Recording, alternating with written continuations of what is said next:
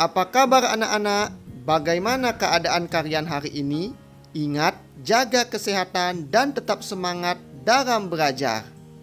Di awal pembelajaran, kalian telah menyaksikan jenis-jenis alat yang ada di sekitar kalian. Ada yang tahu nama-nama alat-alat yang kalian lihat pada cuplikan video tadi?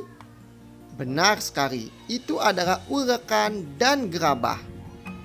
Anak-anak, kalian tahu sejak kapan ada penggunaan alat-alat dari batu dan gerabah?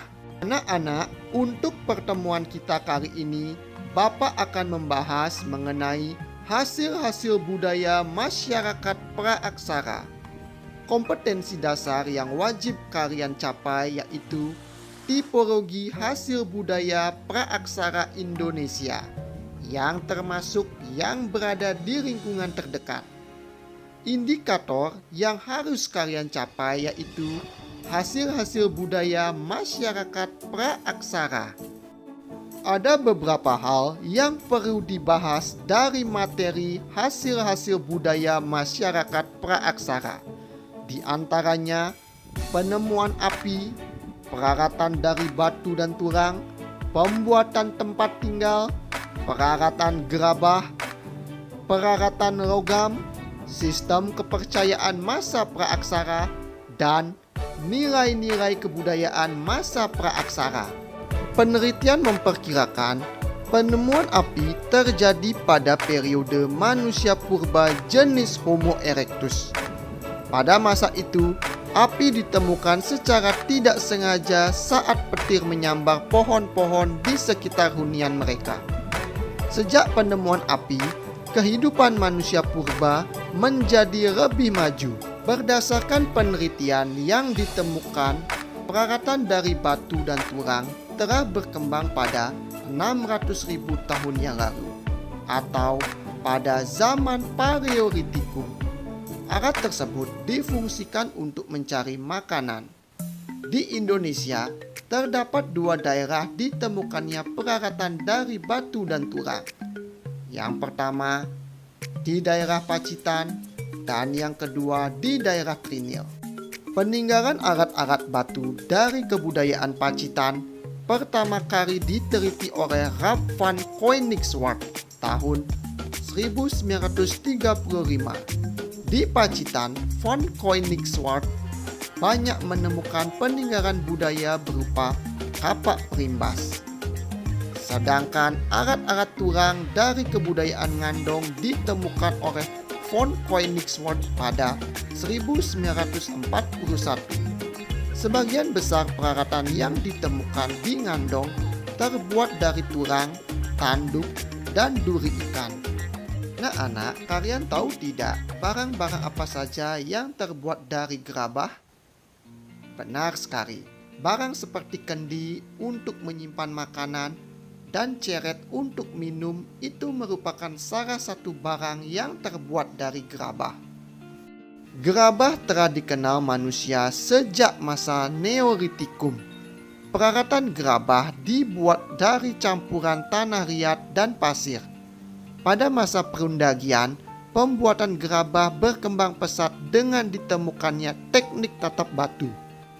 Teknik pengolahan logam yang berkembang di Indonesia berasal dari kebudayaan Dongson yang dibawa oleh bangsa Deutero Melayu. Adapun peralatan logam yang dibuat sebagian besar berasal dari perunggu, yaitu campuran antara timah dan tembaga. Di Indonesia mengenal 2 teknik pengolahan logam perunggu, yaitu teknik arcille perdue dan bivalve. Kepercayaan manusia purba mulai muncul sejak masa berburu dan mengumpulkan makanan tingkat lanjut.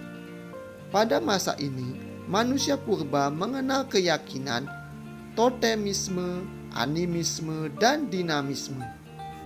Anak-anak, apa saja nilai-nilai kebudayaan masa praaksara yang kalian ketahui? Kebudayaan masyarakat pada masa praaksara berkaitan erat dengan kemampuan berpikir manusia untuk bertahan hidup di alam terbuka. Peralatan-peralatan sederhana tersebut merupakan hasil kebudayaan masyarakat praaksara yang memuat nilai-nilai kreativitas, belajar dari alam dan lingkungan, dan hubungan sosial yang harmonis. Anak-anak, dari pembahasan tadi dapat disimpulkan bahwa penggunaan alat-alat dari batu telah berkembang sejak 600.000 tahun yang lalu atau pada zaman Paleolitikum. Sedangkan gerabah telah dikenal manusia sejak masa Neolitikum.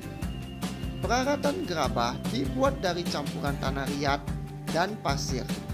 Pada masa Perundagian, pembuatan gerabah berkembang pesat dengan ditemukannya teknik tatap batu. Anak-anak, Bapak akan memberikan pertanyaan berdasarkan pembahasan tadi. Pertanyaan pertama, apa manfaat api bagi manusia purba? Pertanyaan kedua, apa saja keyakinan masyarakat praaksara? Jawaban soal pertama, manfaat api bagi manusia purba ialah manusia purba dapat mengolah makanan, menghangatkan badan, menerangi ruangan, dan mengusir binatang buas. Untuk jawaban soal kedua, keyakinan masyarakat praaksara ada 3, yaitu totemisme, animisme, dan dinamisme. Agar lebih memahami materi ini, silahkan kalian kerjakan LKPD di link di bawah ini. Sekian pertemuan kita kali ini. Terima kasih atas perhatiannya. Sampai jumpa di pertemuan berikutnya.